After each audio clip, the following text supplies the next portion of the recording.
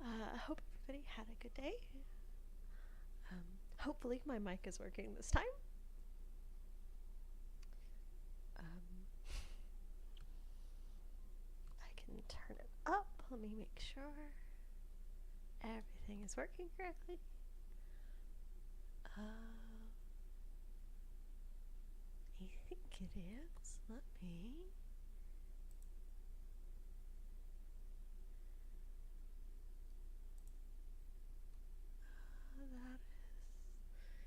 that is correct. Okay. Hi everyone. Hope you had a good day. Or having a good evening. And I guess welcome back.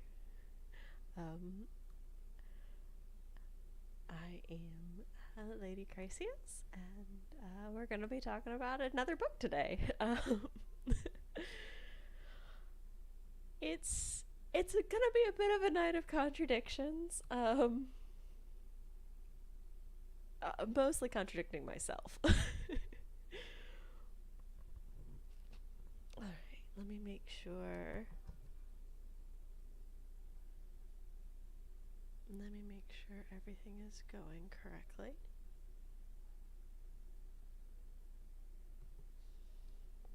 Okay, I think everything's working.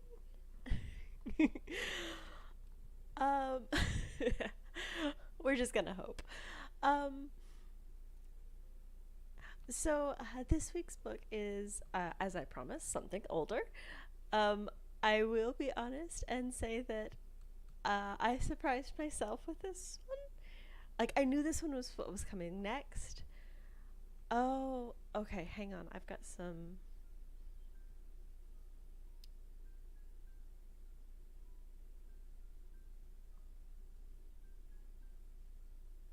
Is that better? Yeah, that looks better. Okay. All right. Sorry, my face wasn't working.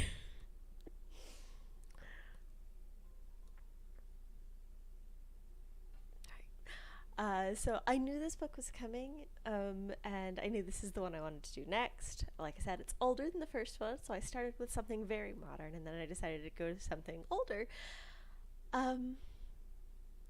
And I found out that I did not know this book as well as I thought I did.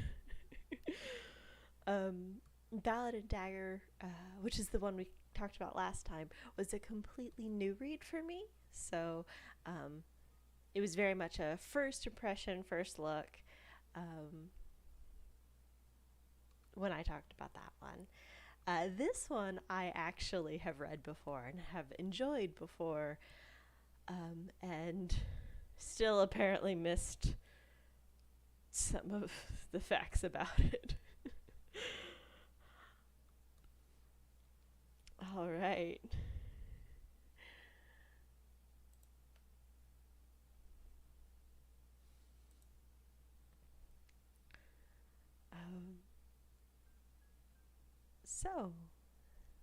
So let me at least get it started up here.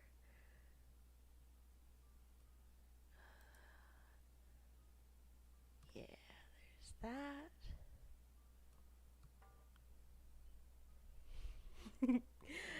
Yeah, that looks about right. And let me pull it up for me.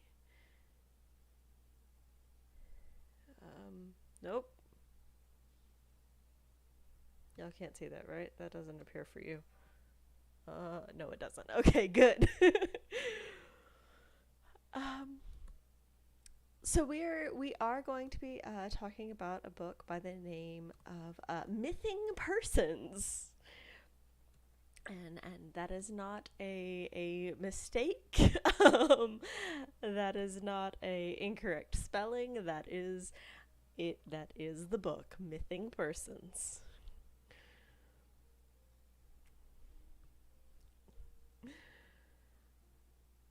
All right. So let's go ahead and get started. Once again, I do not own the rights to the book or the works. I do not own the rights to the book covers, and I do have multiple this time, so it is book covers, uh, not just a singular. Um, why is this not working? Hang on. Hang on. I have something that should be working and isn't. Okay. We're just going to call that good.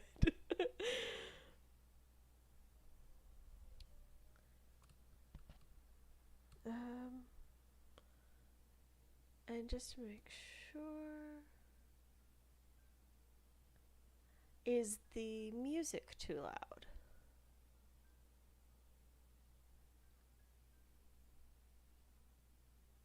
I can keep. Well, I guess if I'm not talking, you wouldn't know if the music's too loud, would you? Uh,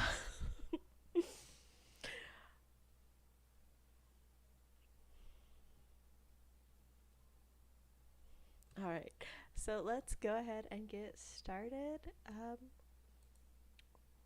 with mything persons. um, when I said something older, I was not kidding. So this is Mything Persons by Robert Lynn Asprin. Um,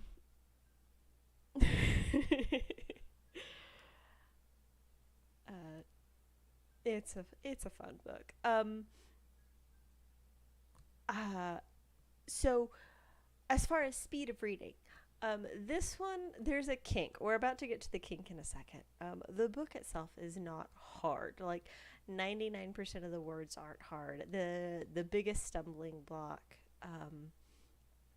is the wordplay and the pun and catching the joke, and not just whooshing it and reading it like it's normal, because all the words that line up make sense, and then you're like, wait, no, that was actually really clever. So that happens multiple times. But you'll see why I'm hesitant to say it's an easy read, because I read it the hard way.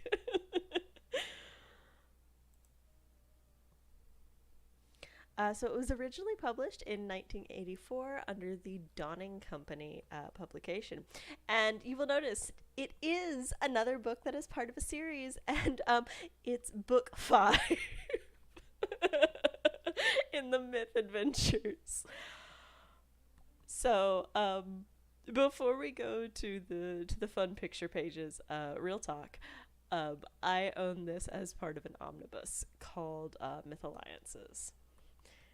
And I just assumed, because most of the omnibuses I own are, the beginning of the series. I just assumed that this was like that. It's not. In fact, this is books 5, 6, and 7 in my omnibus, not books 1, 2, and 3. So I have kind of jumped into the ocean with a pool noodle here. and discovered, oh, you can swim in here and enjoy it, but it takes a little more work. You can read the first 4 myth adventures, and in fact I would probably recommend reading them first, because there are a lot of allusions in the first few chapters of, oh, this is another story, but it talks about it like, oh, you know this story already, I don't need to tell it to you. So yes, it is part of a series. It is book 5. I'm very sorry. I know last week I said I was gonna try to only talk about book 1 if it was part of a series, and immediately that's not what I did.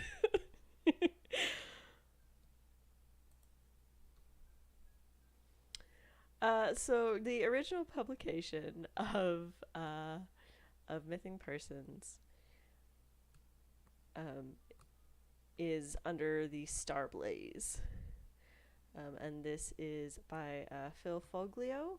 Was the earliest one I could find.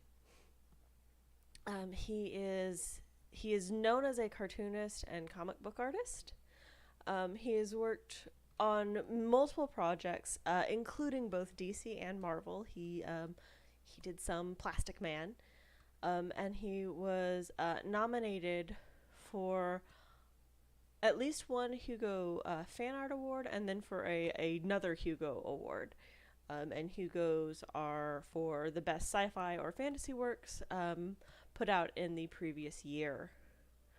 That can be either art clearly, or it can be written works. So the Hugo Award.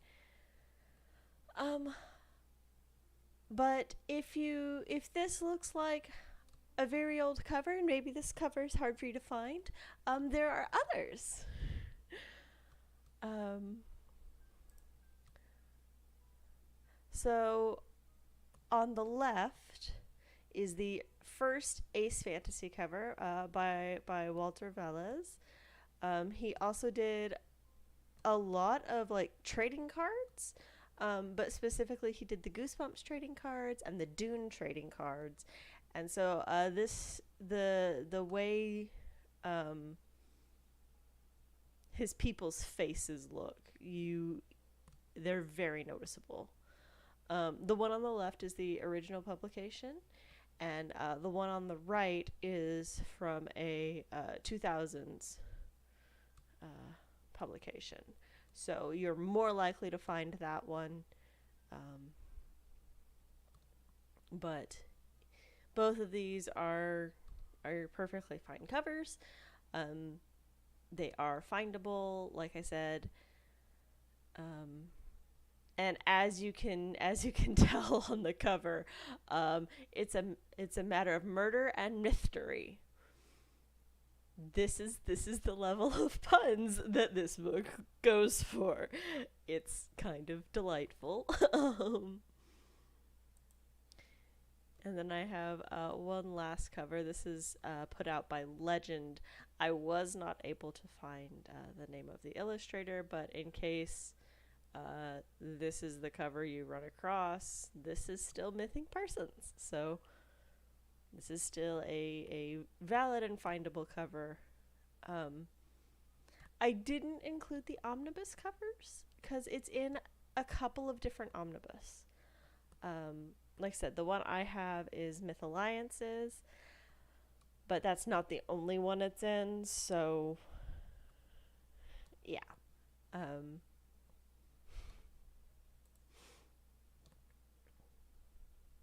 So about the author, unlike the previous, unlike Ballad and Dagger, where it is a very modern, it was a very modern book with a very modern author. This one, the author has passed away.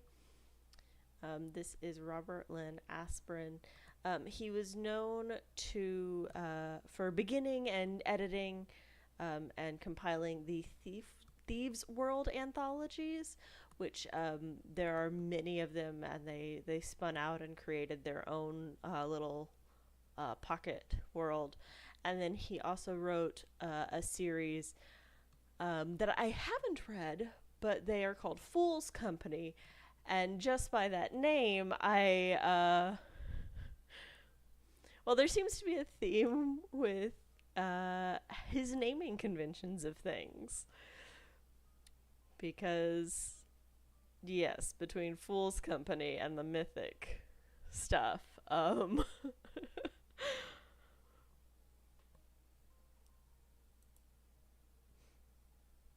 so what do you need to know about Mything Persons? So the first and important thing for you to know is that your main character is human. That is going to matter a lot because most of your characters are not, in fact, human. It is very punny. Puns and humors are the backbone of it. And then it's very much a monsters and magic book. It's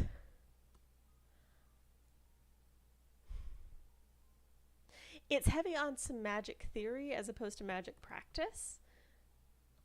What does casting magic look like? How does that act or react with things? Um,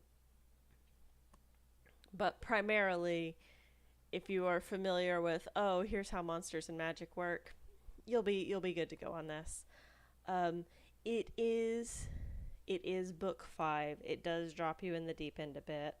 And there are some things that you're going to need to know just right off the bat if you start with this one, which, again, you absolutely can because I did, because I didn't know it wasn't book 1. Oops.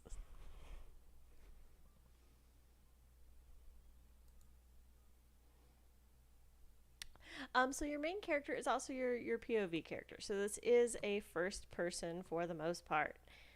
Um, and his name is Skeeve.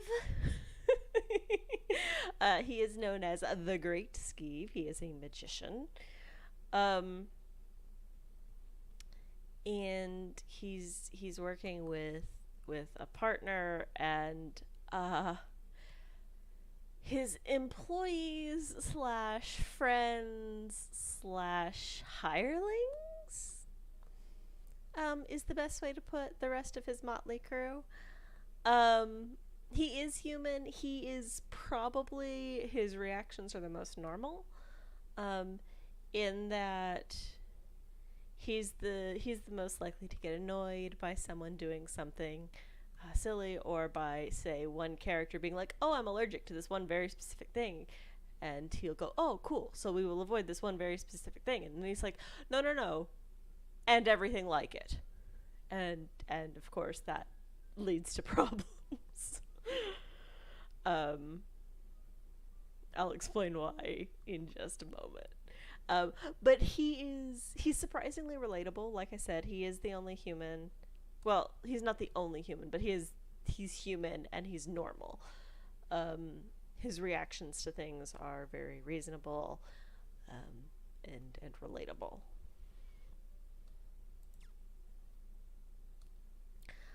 Puns. Puns are everywhere in this. Some of them are very obvious. Some of them are tongue in cheek. Some of them are things like, oh, something is happening at high midnight in a town full of nocturnal creatures. So they're like, okay, well, we'll wait for the sun to go down, and it's like, that's when everything gets busy, guys. It's high midnight in a nocturnal town. Um, you've got a group called the Wolf Riders. Spoiler: they are werewolves. um, so the names are puns. The places are puns. The situations are.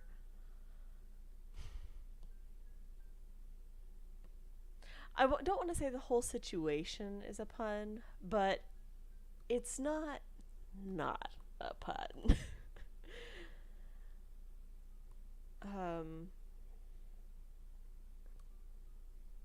so if you don't want the overt puns, or if you don't want the very on the nose, um,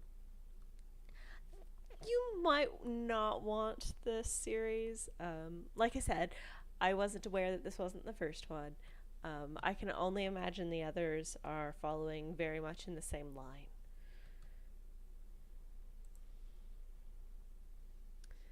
So they are books of, well, this one specifically is a book of monsters and magic. So you start off in the first chapter and you meet magicians, demons, gangsters, and trolls, and those are your main characters and your good guys. um, to be fair, you don't meet the trolls, but you hear about them. Um, but yes, Skeeve is a magician. Demons are interdimensional travelers, and depending on where they're from, depends on what they're called. And they're not. It's not demons in the more traditional sense. Like, yes, some of them are scaly and some of them are creepy and blah blah blah blah. But for example, the main location that you start in is called Diva. And I'm going to assume it's pronounced that way. It is Deva. And the reason I say it's probably pronounced that way is because people from Diva are called Devils, as in devils. So, just gonna go out on a real short limb and assume that it's Diva because pun on Diva, and also it would make the devil pun easier to make. um, but like I said, they are interdimensional travelers, um, but they are from. So all interdimensional travelers are called demons. Um, Devils are from Diva. So, to be fair, the Devils you meet are in fact divas and just the worst.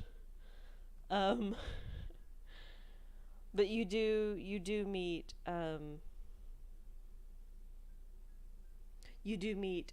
some from other locations as well, and again, their names are puns. um, the dimension that's traveled to in Mything Persons is Limbo. Um, it's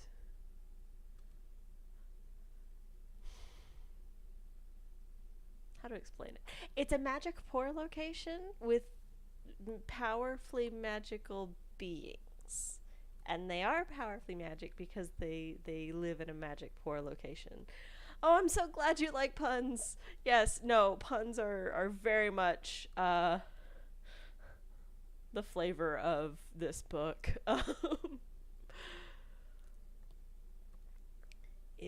It's a lot of fun. It really is. And then, like I said, they wind up going to Limbo, which is uh, it's a location where monsters and creatures of the night and things that go bump in the dark and that scare people, um, those are the average citizenry. To the point of humans are considered monsters because traditionally humans are quote unquote monster hunters, and the average citizenry are what humans would consider monsters. Um,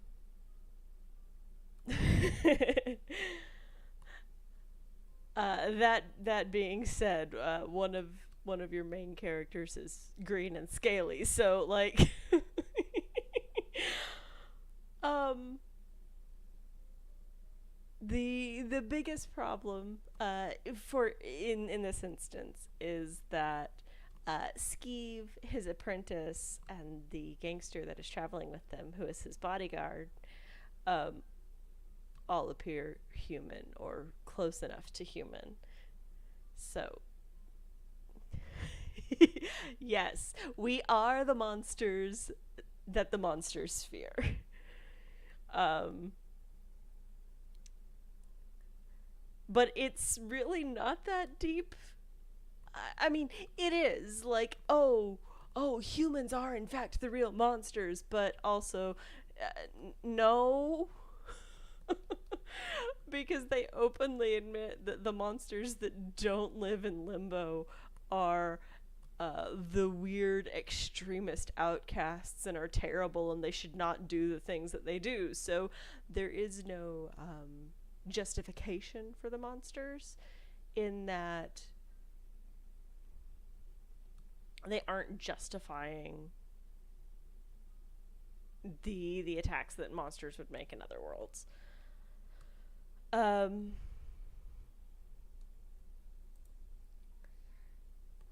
and then I have the recommendations, and if you're wondering why, you're like, oh, that's not a lot of talking about the book. The book is less than 150 pages.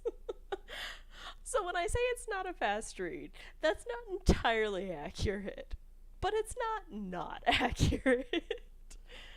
um, so the related recommendations, I decided to go with the two things that are the main points.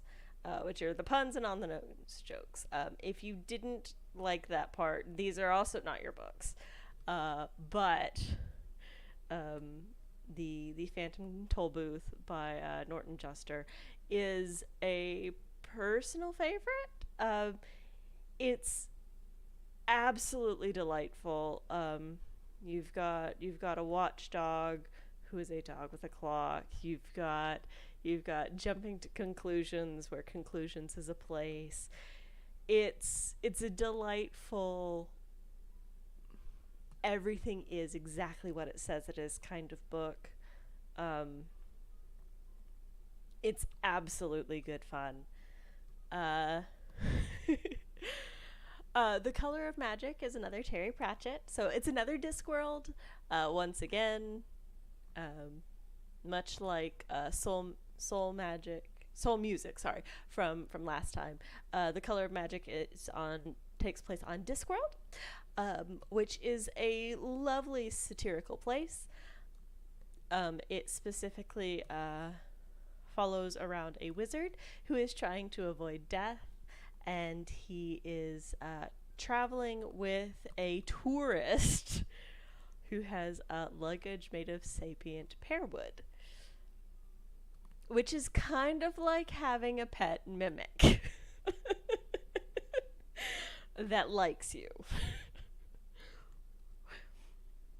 um,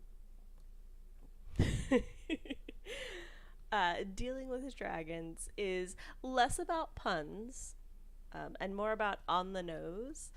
It is a book about where your main character is a princess who ran away, and in running away, she had to run away to something respectable. So she ran away to dragons to be a princess for dragons, and that's kind of like being a secretary. And so she actually works for them, and the dragon that she's working for wants to become the king of dragons. And at one point, someone says, "Oh, well, but no, well, I mean, yes, actually, going back to the sapient pearwood. Yes, it's very much like having a mimic guard dog. It can walk on its own. It holds your stuff. It's aggressive. Um, but at one point in dealing with dragons, someone tells the dragon, "Oh, but you're a girl, so you must become a queen." And she's like, "No, no, no, that's a different title altogether. I want to be king." So things like being a princess is a title of a position. Being a king or a queen, those are two different jobs. Um, so it's stuff like that. It's really nice. It turns some of the tropes sideways. I don't want to say it turns them on their head because it does very much lean into them. But your princess ran away to the dragons kind of thing. It's not a, "Oh no, come rescue me." It's, "I don't want to be rescued. Go away. This is exactly where I want to be." Um, so Fortune's Fool is part of a series about the fairy godmother. And no, excuse me, that's A Thousand Kingdoms. Sorry, that's A Thousand Kingdoms book. Um, and it is a amalgamation of uh, several different. Oh yeah, no, you absolutely want to run away and hang out with the dragons because for the most part they're cool, they're clean, they're nerds who like to read books, and they collect various things. Some of them collect books, one of them collects princesses, some of them collect jewels. Like, they collect things. Think of the meme about the dragon that hoards friends or hoards frogs. Same thing, just older than that meme. Um, But Fortune's Fool is a collection of mythologies um, about, specifically, that one is about the Fortunate Fool. Um, it deals with paper cranes and it's a mix of specifically like Japanese folklore and Russian with that one because the Fortunate Fool is Russian folklore. So that one is a lot of fun. It is a multiple viewpoint, so I know that's not for everyone, but if you're willing to give that a shot, it's a lot of fun. Um, there's these paper cranes that keep showing up. I really enjoy it. Um, but if you don't want puns and you want something a little more monstrous, I got you. um, So, along the themes of monsters and magic recommendations, which apparently I forgot to put recommendations at the top of this, these are also recommendations. To start with, there is Sunshine by Robin McKinley. It is a book about vampires and why you don't want a vampire as your boyfriend, and or why having a vampire as your friend may not be the best way to live a long and healthy life. um, it does follow the human and kind of paints vampires as scary again. So if you're looking for a nice, spooky but not too spooky vampire story, your vampires are not nice. They aren't all evil, but they're not. You wouldn't want to introduce them to your friends. They would be the you cross the street to get away with them kind of vampires. Shiver is a young adult romance novel about werewolves. Not just about werewolves, but that's the main drive of this one. I mean, you're not wrong. Like, the befriending of vampires in Sunshine is interesting because, like, the vampire doesn't think it's a good idea. The human doesn't think it's a good idea. No one's entirely sure why it happens. But if you like werewolves, Shiver is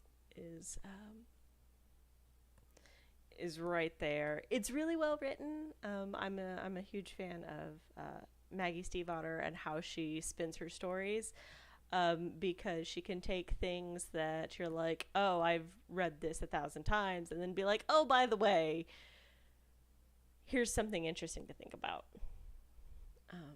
So I enjoy that. Beauty and the Werewolf is another Thousand Kingdoms. So in the same world as Fortune's Fool, and it's very on the nose. So many of the Thousand Kingdoms books are subtle, much like Fortune's Fool. It doesn't, despite the name, and therefore you know it's dealing with the Fortunate Fool.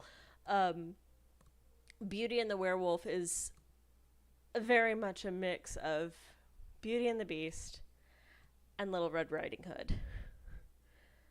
And I think that's all I can say about it without giving too much of that one away. Like I said, that one is very on the nose, but it is a lot of fun. If you don't mind, it's a bit more tropey. It's a little less nuanced. It's a bit more there. And then personal favorite of mine is Lockwood and Company's The Screaming Staircase by Jonathan Stroud. That is part of a series. That is book one. For real, I promise. That one is book one. And it deals with children who are hunters of the supernatural, specifically ghosts. But of the supernatural and um, that first one doesn't go a lot into why kids are the ones hunting ghosts. But if you enjoy that one, the whole series gets pretty heavy, I guess is the easiest way to explain it. About, oh yeah, here's why kids are the ones hunting ghosts, even though it's not their fault. They didn't mess up the world, and they're the ones having to clean it up. Um, the Lockwood and Company of the title is a three-man group, and they are all children. So there are no adults in charge of them, which causes about as many problems as that sounds like it's going to cause. Um, yeah.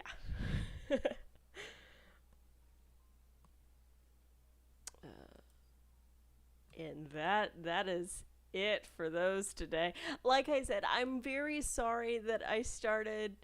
Oh, so for target audiences, let me go back. Let me see if I can go back a slide. Will you go back? Oh, no. No, no, no, no. Y'all see nothing. Hang on. Don't look. Don't look. I've messed everything up.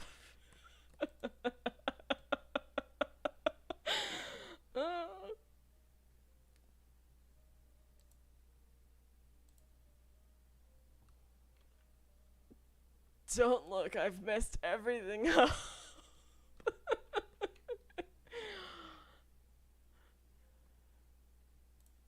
Okay. Whew. You saw nothing. Everything is fine. Y'all totally did not just nope. Um so for the age range, no, you don't see anything. For the age ranges on these, The Phantom Tollbooth and Dealing with Dragons are both technically children's books. I would say the Phantom Tollbooth skews younger, despite the fact that, like Alice in Wonderland, it does have math jokes in it. Um, that's an entire. There's a kingdom of numbers and a kingdom of letters, and it's just delightful. But the Phantom Tollbooth skews younger. Probably eight. Probably could eight would be the youngest, I would think. Um, Thereabouts. Um, Dealing with Dragons is more of I don't know, 10ish. Like it's not complicated in the usual sense. Actually, you know what? Hang on a second. Hang on.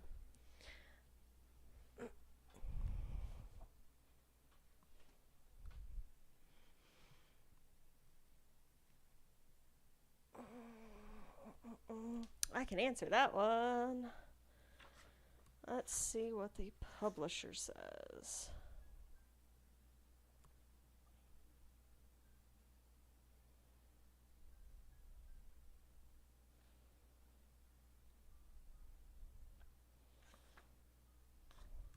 How do I not have a suggested age?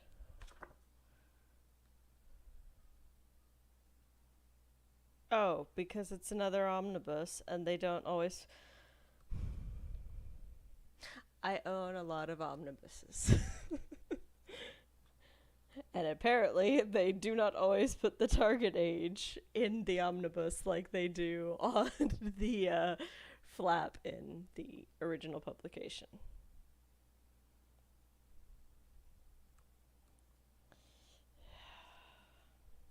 I would say elementary school age. Um,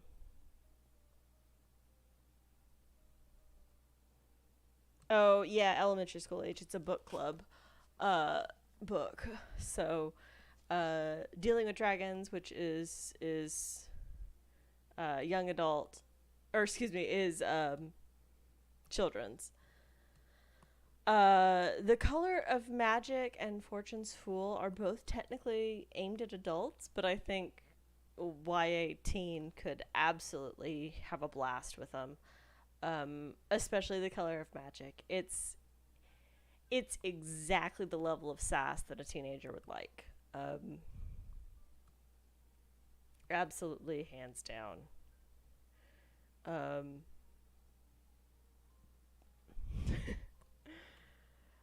for oh no, I have clicked elsewhere, and now it's not. There we go.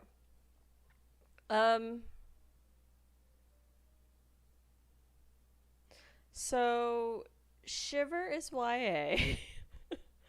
Lockwood and Co. is children's, and both Sunshine and Beauty and the Werewolf are technically adult. Um,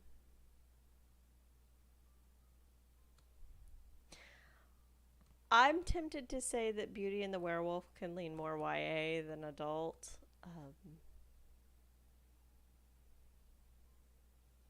But to be fair, that depends on the adult. That depends on the young adult.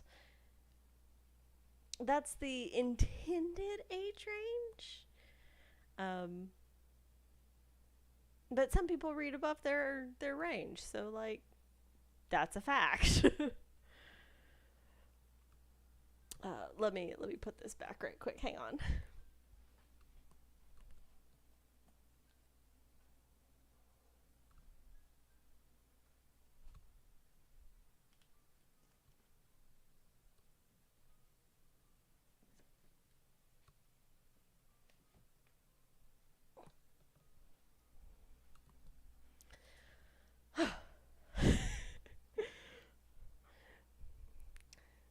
It's the thing of sitting right next to the bookshelf. Yes, I can get to my books pretty quickly. Um, as far as no, no, you're fine. You're fine. Um, like I said, the book itself is short, and because I am a silly person and didn't realize it was book five, uh, it's a little hard to talk about because I don't want to be like spoilery, because that's no fun. Um, it is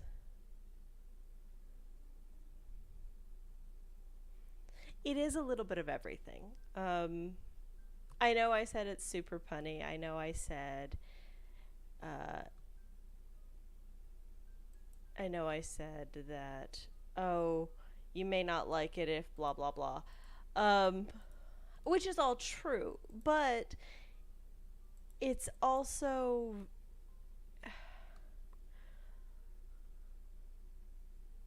it's a caper. It's an adventure. It's got there's a love interest.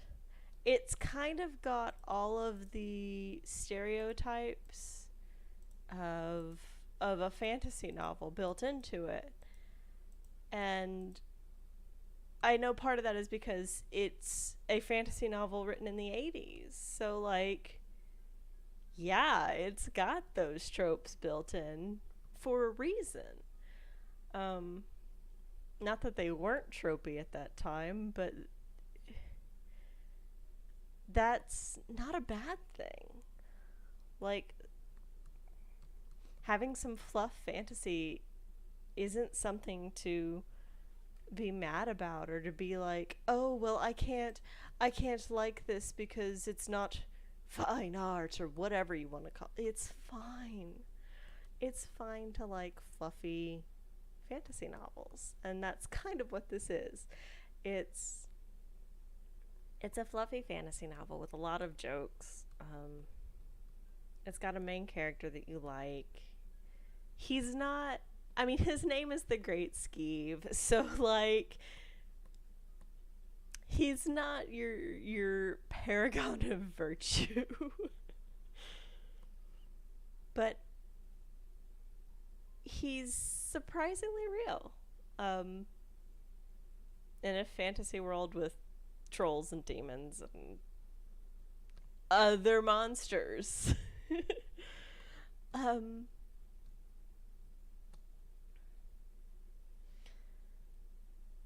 I will say that if you are looking for monsters, um, correction, if you were looking for monstrous monsters, that's not what you're gonna get here. You're gonna get subversions of tropes. You're gonna get monsters that aren't quite what you want them to be. So if you're looking for spooky monsters, they're in name only here. Um, your tension doesn't come from the monsters being monsters. Um, you'd be better off with Sunshine in that case if you're looking for monsters being monsters, or for Lockwood and Company if you want your spooks being spooky. Um, that's not what this one's about. Um,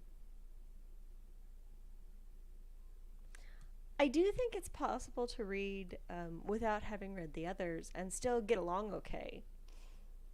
Um, there is some definite subtext that you miss, and I say that because I know there's stuff I missed. Like, it starts off in chapter one saying, "Oh, this is a story for a." Oh, excuse me a minute. I'm gonna sneeze.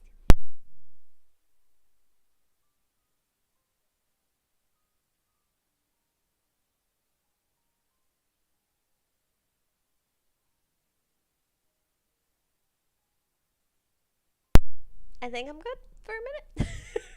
Hopefully, I don't need to sneeze again. Um. Oh no, I have sneezed my thoughts away. Um.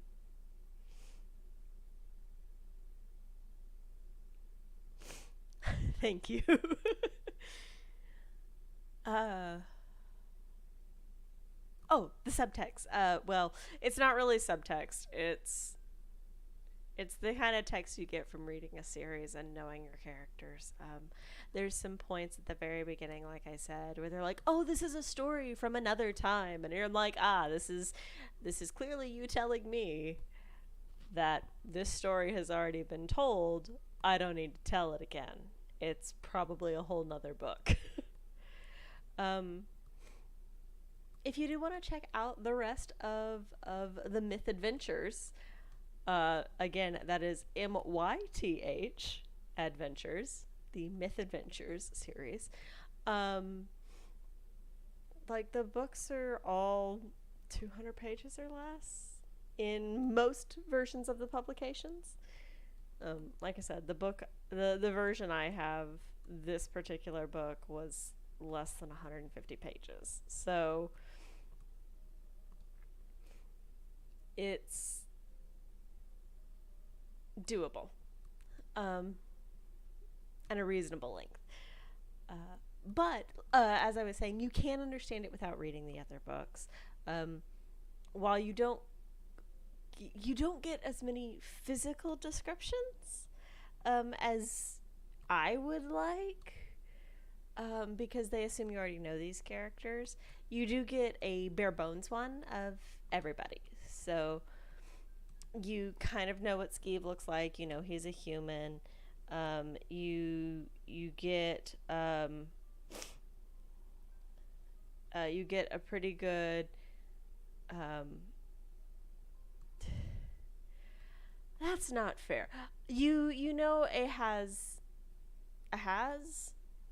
I'm not sure how they would choose to pronounce it, but you know that he is green and scaly because that is literally what one of the bodyguards calls him, is "Hey, green and scaly," and so you're like, "Cool, there's your description."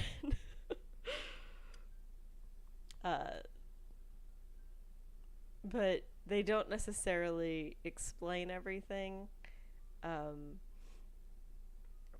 it is implied that at one point they were the underdogs, and by the time you meet them at the beginning of Mything Persons, that they're kind of sitting pretty comfortably.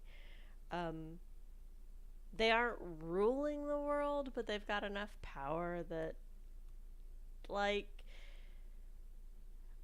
there are bodyguards, for example. Um, one of them is smarter than the other, but it's less of a. It's not an underdog story. It's a story of someone who's relatively successful. Um, what happens when the rug gets pulled? What happens when your business partner does something dumb and then you have to clean up the mess? um, what happens when your bodyguards do something dumb, which makes your business partner do something dumb? Like, it's. If you've seen a heist movie, you've probably seen the first 3 chapters of this book. It's one of those.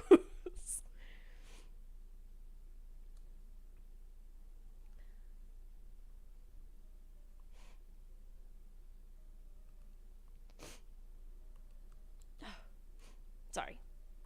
I sneezed and now I sniffle.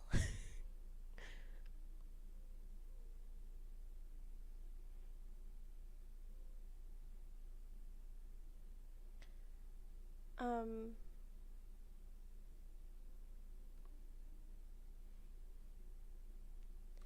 if we were talking about the pun books, the punny ones, um, I should probably just plug all of Discworld. Like, I mentioned The Color of Magic, which is probably the best entry point into Discworld. Um, it's hard for me to say that. That was not my entry point into Discworld, so I would like to point out that you can technically start other places and greatly enjoy it. But for people who like a more linear path, The Color of Magic is a great entry point. But all of Discworld is satire, and that it's the kind of series where it's like, oh, the children know how to spell, dismemberment because they were interested. So we let them learn things they were interested in, and so they did. Meanwhile, the parents are horrified that, why are you teaching my children how to spell dismemberment? Why are you talking to them about this? And it's like, oh, well, that's the part of history they wanted to learn, so that's what they learned. um, it's that kind of thing. Starting with The Color of Magic, we'll introduce you to the most nonsensical bits first. Yes, sassy governess. Uh, Starting with The Color of Magic, we'll introduce you to the wizards, who are the silliest overall. They serve a purpose. They're a very good satire of academia. It's kind of remarkable how much they make fun of it and how spot on some of it is. Um, like the fact that the librarian is an orangutan and, like, yes, long arms so you can reach all the shelves, overly protective of your space. um but you could just as easily look at the books about death. You could look at The Hogfather. You could look at Mort. You could look at soul music, and go that way, because death is a main character. His granddaughter is a main character. His apprentice is a main character. Um, mostly death and his granddaughter, but, like, his apprentice shows up. His raven shows up. The fact that there are multiple kinds of death. So you've got the main death. You've got Death of Rats, who is a personal favorite. He is frequently abbreviated to just DOR. which has led to me calling him Door. Um, he's adorable. Um, but it's all satire. There's something there. If you're looking for something a little more pointed than just puns, he is adorable. He is so cute. He's a little skeleton rat who wears a cloak and has a little scythe. And he is a rat. And he walks on his hind legs and he is rat size. Look, he's sweet and adorable and I love him. um, but yes, if you're looking for a sharper bit of humor, then Discworld is absolutely what you want. Um,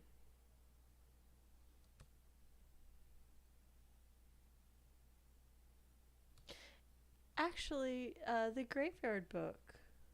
Um, I mentioned it last time, but the Graveyard Book by Neil Gaiman would be another one for your monsters and magic.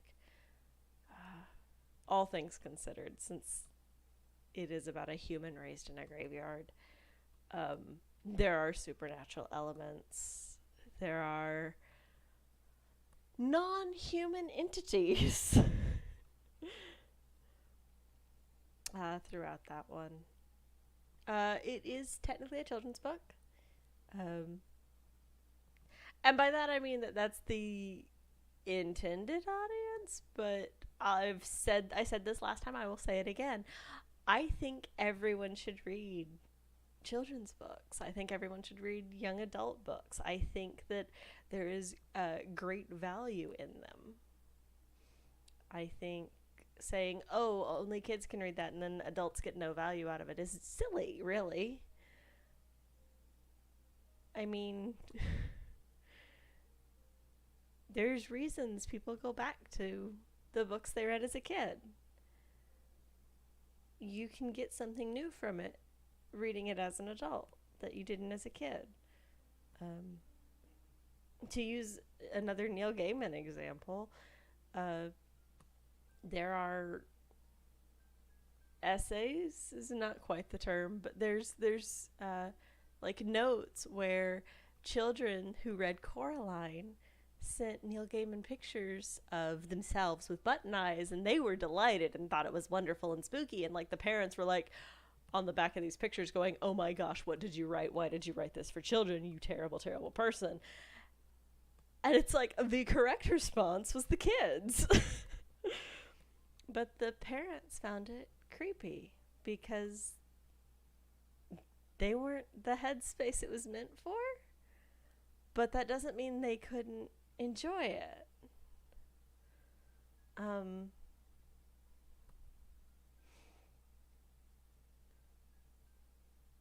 there's a reason.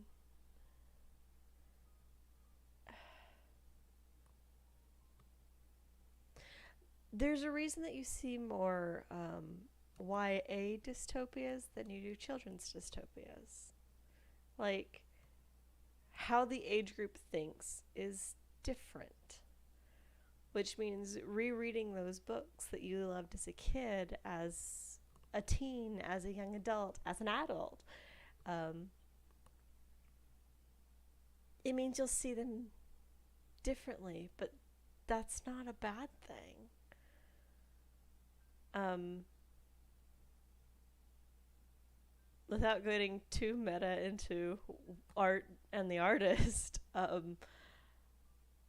the art remains the same. It didn't change. The words on the page did not magically shuffle and rearrange from when you were 8 to when you were 28. The thing that changed was you. So there is value in going back and rereading those. There's value as an adult to read children's novels because those are dealing with the problems of today. Um, there's a lovely children's book called How to Ditch Your Fairy, and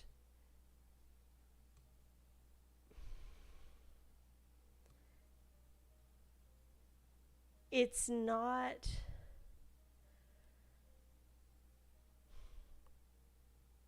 it's not something that could have been written before its time, but it's something that if the adults had read, they probably would have been like, "Oh, this is silly." But looking back on some of the things I read as a kid, going, "Oh yeah, no, that made a lot of sense to me as a kid, and now that's silly." Like, it's silly because of perspective. It's not that it's less valuable. Um, it's one of those things where as you grow up,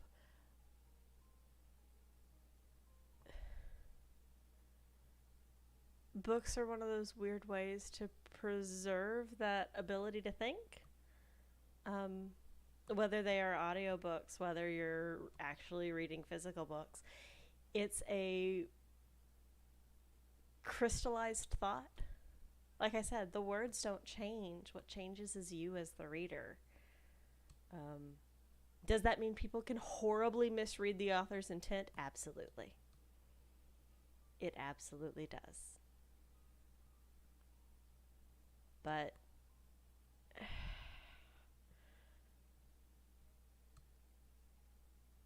you can't just say, like, oh, you can only read this book until you turn 13 and then you're not allowed to read it anymore because you'll be outside of the intended age. No, absolutely not. And as time marches on, like, sorry. um, as time marches on, things get lost. Things that you didn't have to explain because everybody knew them. Well, not everybody knows them anymore.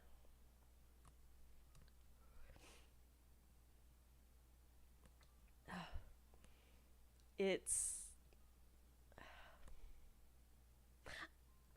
it's part of why I like books. It's why I like reading. It's kind of why I wanted to talk about a different book every time I do this, is so that uh, other people will have different opinions, and that's absolutely fine. But like picking books is hard uh, because people are different. I don't like spooky things. Like, I will be the first one to tell you, if you've got a slasher, a horror, a thriller, 9 times out of 10, I'm going to go, no, thank you. Like, Lockwood and Company and like the Neil Gaiman books are kind of the exceptions, not the rule for me. Um, I didn't read Goosebumps as a child. I didn't like being scared. I still don't like being scared. But that's kind of why I talk about the main book. I talked about, mything persons. Um, but then I also am like, yeah, this might not be exactly what you want. So here's some other things that are tangentially related. Picking books is hard. Knowing what you want sometimes is hard. Um, like I said, I know I don't want spooky things, but that's not always true because I have exceptions to that rule. I like fantasy novels, but there are some of them that I'm just like, man, this is a slog. Or where I don't actually. I have opinions about some fantasy novels. Yeah, I mean, Death of Rat sounds spooky, but he's not. Like, there are things that I know. I like death, and that I like death in like almost anything where there's a personification of death. But that doesn't mean I like spooky things. Um, Death isn't spooky to me, and I guess that's part of it. Um, so Yeah, so like there are things in Coraline, there are things in the Graveyard Book, there are things in anything Neil Gaiman's written. Let's be real, that are definitely death centric, but because death isn't scary to me, those aren't spooky. Meanwhile, I'm never gonna read. I shouldn't say never. I have no intentions of reading Stephen King. Like suspense, thriller, slasher, that kind of stuff? Absolutely not. um, it's like I am aware that I'm probably going to talk primarily about fantasy. That's primarily what I read. It's what I enjoy reading. It's the kind of things that I didn't always get recommended to me, so I had to go find. Um, and sometimes I was very fortunate in that my family read fantasy. So I'd be like, "Hey, you've read XYZ. Is it good? Can I read it?" And 9 times out of 10 it was like, "Yes, it's good. You can read it." Or, "Yes, it's good. Wait a year." Uh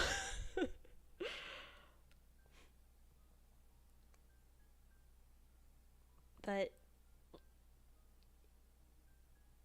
it's nice um to be like, "Oh, I just need some book suggestions, and I need some book suggestions from someone who doesn't care." I don't care if it's a children's book or a young adult or an adult. Like I'm not going to judge anybody on the intended age range of a book.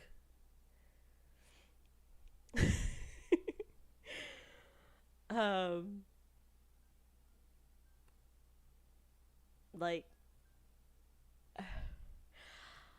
I'm trying not to do all children's books in a row. I'm trying not to do all young adult in a row.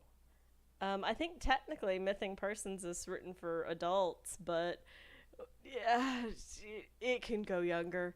Uh, it absolutely can, and probably should. Um,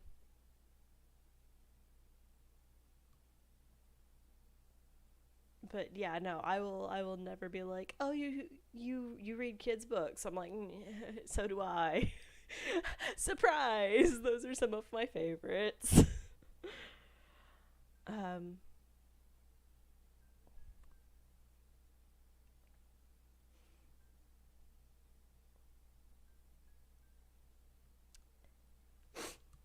excuse me a moment.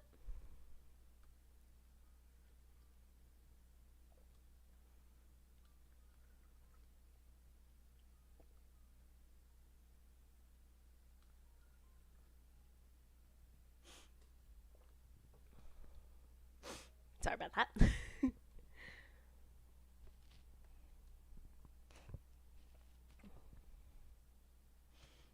um,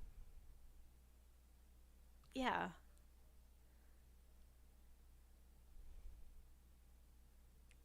So this is basically just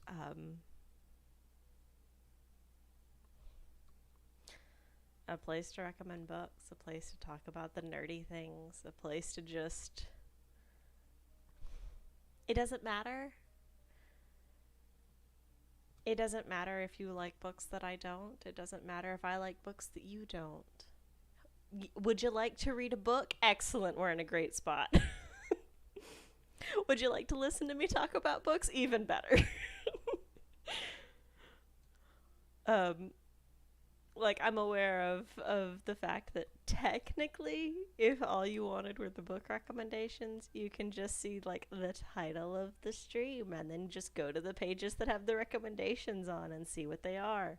Um, and to be fair, that's why I put the author's name there, is so that you can always come back. You can come back and be like, "Hey, you talked about this book and I can't find it because I can't remember who wrote it." And it's like, "Cool. Here's who wrote it." Or, "Hey, you talked about Discworld. Why?" uh, Here's why.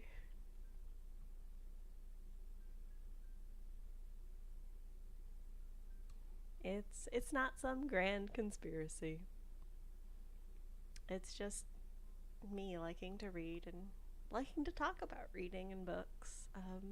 Honestly, the hardest thing about this so far has been keeping it all spoiler free, because there are parts both of Ballad and Dagger and of Mything Persons where it's like, oh, I want to just like gush about parts of it because there are really good parts, but they're so plot spoilery. I can't. Like there I've said things about Mything Persons that are kind of spoilery already, but like I can't not talk about it, you know? Like sure, I could read the blurb on the jacket, but like cool. You can do that too. That's not helpful. I know you like spoilers, but not everybody does. And like if I spoil it and like so real talk, sometimes I don't care. Sometimes I don't mind spoilers. Sometimes I will forget that I have had things spoiled for me and then read them and be like, "Oh, I think I knew this." But if I spoil something and then you go read it like immediately afterwards, I've ruined your first reading. I've given away the twist. You will never not have the twist. Um, it's the aliens being weak to water thing. Like, it's the I see dead people thing. Like, these things are so known now that having that original viewing is kind of impossible. And I use those two examples of movies that I have not seen that I already know the twist to. I will never see those and not already know.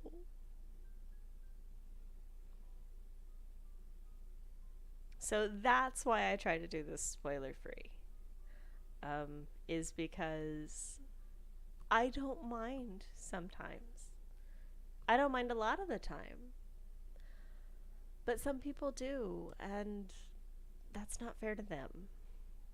And to be honest, it's not fair to me the times I do mind. Like I have books that are in my to read pile that I do not want spoiled.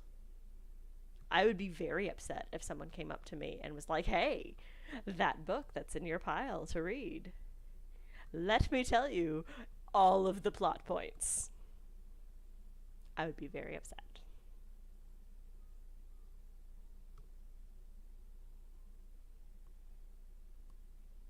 So that's why I'm trying to do this as spoiler free as possible.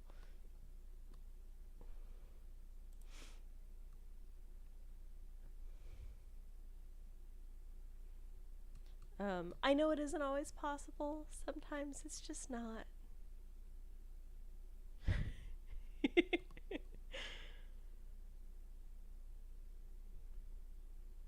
There are things that yeah.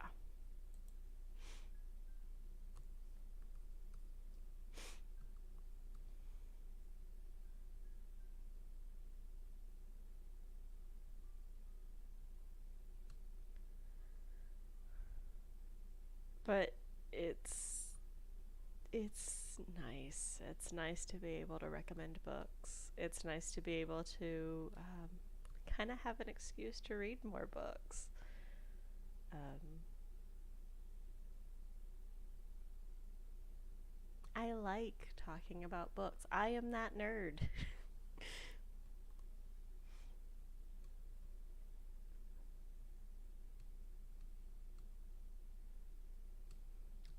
um,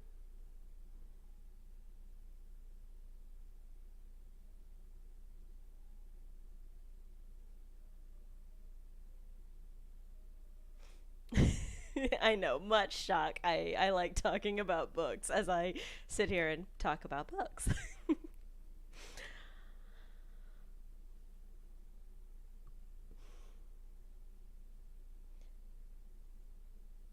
it's it's nice. And it's something that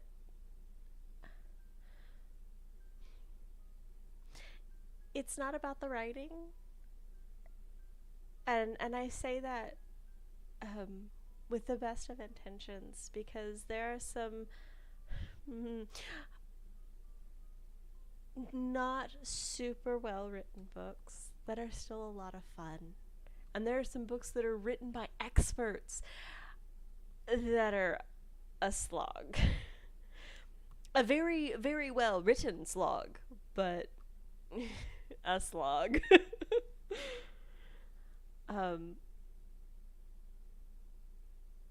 but this isn't an analysis of, oh, are these books the most perfect books ever written? No.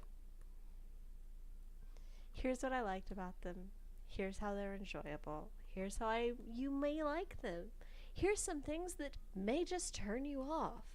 Hey, I haven't I have no sense of humor. Cool. Don't read Mything Persons. I have to keep catching myself because I keep trying to call it missing persons because that's the normal words. It is mything persons. Yeah, if you have no sense of humor, not for you. If you don't like just silly things, probably not yours. If you don't like a bodyguard that has a ton of ridiculous allergies and phobias that even he doesn't know all of.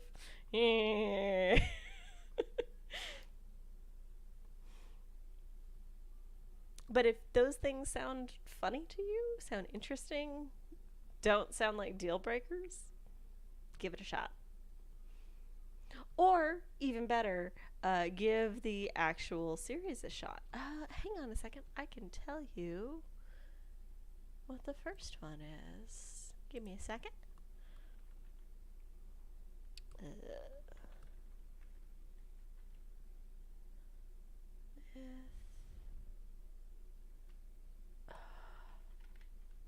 Myth Adventures.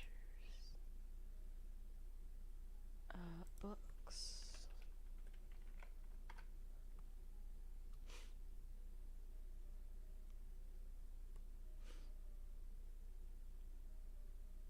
So the first one is Another Fine Myth. So if you're looking for the beginning of the series because you don't want to be crazy like me and start at book 5, Another Fine Myth is book 1. You absolutely can find them in omnibuses.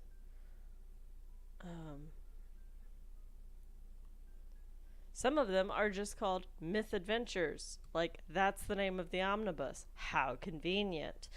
But, yeah.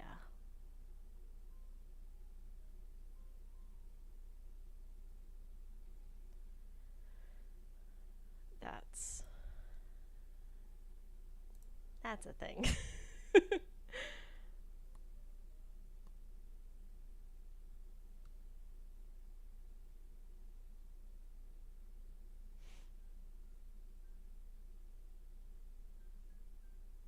Oh, yeah, sorry, my omnibus. Yeah, it's 3 books in one in this case. Um, I have 5, 6, and 7. So I have Mything Persons, Little Myth Marker, and Myth Inklink.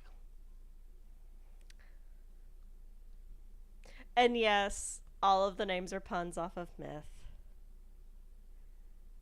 And no, I don't think that was an accident.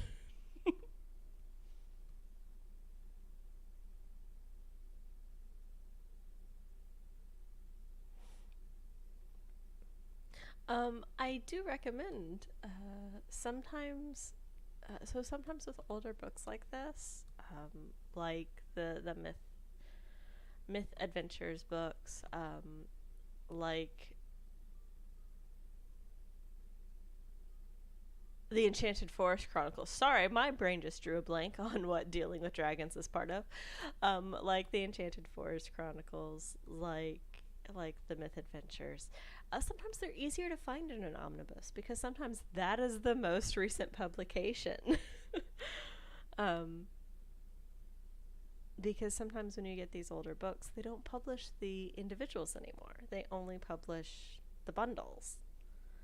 Um, so, for example, if you would like books 5, 6, and 7, and you do not want the first 4, uh, there's an omnibus for that. It is called Myth Alliances. Um, it's got you covered.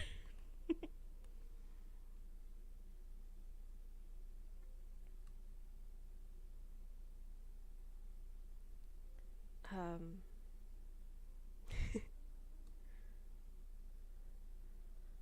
so that is something to be aware of. I did try to pull the most recent covers, but it's an old book. Um, there weren't a lot of them. Most of the newer covers were omnibuses, and I didn't include those. um, Mostly because I found my mistake that it's book 5, and I didn't want to like be like, "Hey, here, go get book 5."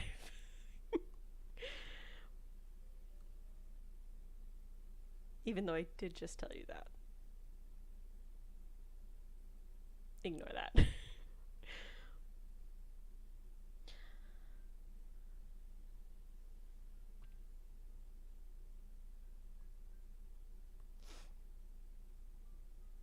So hopefully this has been nice, fun, chill.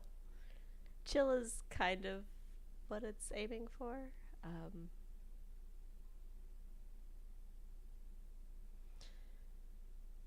like I said, I'm trying not to do all the same. I can't say genre. They're probably most of them are going to be fantasy. Let's be real. They're going to be pretty close in genre. But not all the same age range. Like I said, this one is technically for adults. Ballad and Dagger was YA. The next one is going to be a bit more whimsical. It's going to be, it should be a children's book. Unless I've horribly missed my mark again. We'll find out. We'll find out if I paid attention. Your hint is that it's whimsical in a children's book. There you go. Those are your hints. And it's fantasy. It is solidly fantasy.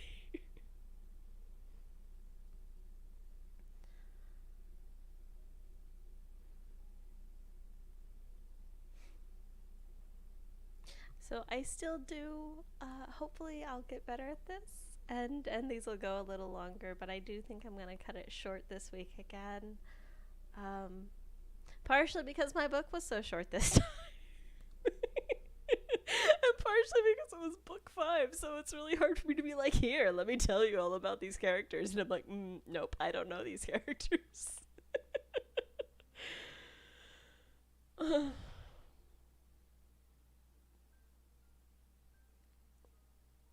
So yeah, sorry. So yeah, I'll see you next time in 2 weeks for something a bit more whimsical.